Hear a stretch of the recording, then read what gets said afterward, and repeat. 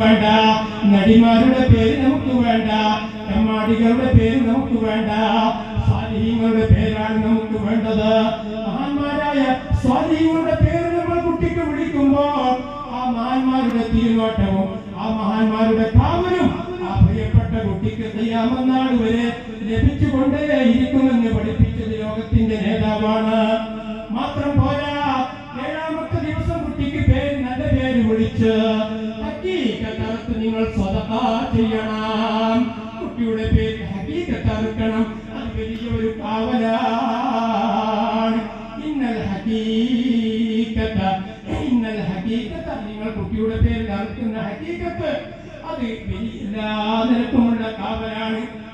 ഇന്ന സദഖത്ത് റദ്ദുൽ ബലായ എന്ന് പറഞ്ഞതുപോലെ ഇന്നൽ ഹഖീഖത്ത് റദ്ദുൽ ബലായ മിൻ കുല്ലി ആഫത്തിൻ വ ഫിത്നത്തിൻ വ മുസീബത്തിൻ വ അംറാദിൻ മഹൂഫാ.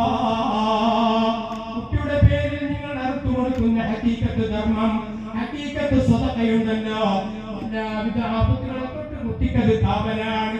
മാരകമായ രോഗങ്ങളെ തൊട്ട് കാവലാണ്, അപകടങ്ങളെ തൊട്ട് കാവലാണ് എന്ന് പഠിപ്പിച്ചത് ലോകത്തിന്റെ നേതാവാണ്.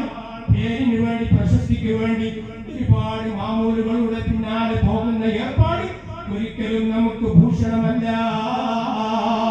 അല്ലാഹുവിന്റെ ഹബീബ് പഠിപ്പിച്ച ഈ മഹത്തായ ഹഖീഖത്ത് കുട്ടിയുടെ പേരിൽ അറുത്ത് ദാനം ചെയ്യേണ്ടത് രക്ഷിതാവിന്റെ ബാധ്യതയാണ് പ്രിയപ്പെട്ടവരെ. മാത്രമായില്ല, 7 വയസ്സായാൽ കുട്ടിക്ക് നിങ്ങൾ എന്താക്കണം? മതവിജ്ഞാനം പഠിപ്പിക്കണം. കുട്ടിയെ കൈപിടിച്ചുകൊണ്ട് പള്ളിയിലേക്ക് കൊണ്ടുപോകണം. പള്ളിയുമായി കുട്ടിയെ ബന്ധപ്പെടുത്തണം. പെൺകുട്ടികളാകുമ്പോൾ പ്രിയപ്പെട്ട ഉമ്മമാര് നിസ്കരിക്കുമ്പോൾ ആ പെൺകുട്ടിയെ തന്റെ പിന്നിൽ നിർത്തി നിസ്കാരം പരിശീലിപ്പിക്കണം. അതുപോലെ പുരുഷന്മാര് ആൺകുട്ടികളെ കൈപിടിച്ചുകൊണ്ട് 7 വയസ്സായാൽ കൈപിടിച്ചുകൊണ്ട് പള്ളിയിലേക്ക് കൊണ്ടുപോകണം. അവിടെ ജമാഅത്തായി നിസ്കരിപ്പിക്കണം, പള്ളിയുമായി ബന്ധപ്പെടുത്തണം. ഇന്ന് നമ്മുടെ കുട്ടികൾക്ക് പള്ളിയുമായി ബന്ധമില്ല. എന്തേ ബന്ധമില്ലാത്തത്? ഉപ്പമാര് ചെറുപ്പകാലത്ത് ശ്രദ്ധിക്കാത്തത് കൊണ്ടാണ്. 7 വയസ്സ് തമീദിന്റെ പ്രായമാണ്. ഇതാ ഔലാദുക്കും വഹും അബ്നാഉ 7 സിനീൻ മുറൂ ബിസ്സലാ. നിങ്ങളുടെ പ്രിയപ്പെട്ട പെണ്ണുമോന് 7 വയസ്സായാൽ നിസ്കാരം കൊണ്ട് നിങ്ങൾ കൽപ്പിക്കണം. മാത്രം പോരാ, നിസ്കാരം നിങ്ങൾ പരിശീലിപ്പിക്കണം. കുട്ടിയെ കൈപിടിച്ചുകൊണ്ട് പള്ളിയിലേക്ക് കൊണ്ടുപോകണം. വദിബൂഹും അലൈഹാ വഹും അബ്നാഉ 10 സിനീൻ. അവർക്ക് 10 വയസ്സ് എത്തിക്കഴിഞ്ഞാൽ നിസ്കരിക്കാത്തതിന്റെ പേരിൽ, നോമ്പ് നോക്കാത്തതിന്റെ പേരിൽ അവരെ നിങ്ങൾ ശകാരിക്കണം കേട്ടോ. പരിക്കില്ലാതെ അവരെ നിങ്ങൾ അടിച്ച് അവരെ പരിശീലിപ്പിക്കണമെന്ന് പഠിപ്പിച്ചത് ലോകത്തിന്റെ നേതാവാണ്. ഇത് ഓരോ രക്ഷിതാവിന്റെയും നിർബന്ധ ബാധ്യതയാണ്. ഉസ്താദന്മാർ നിങ്ങളുടെ സഹായികൾ മാത്രമാണ്.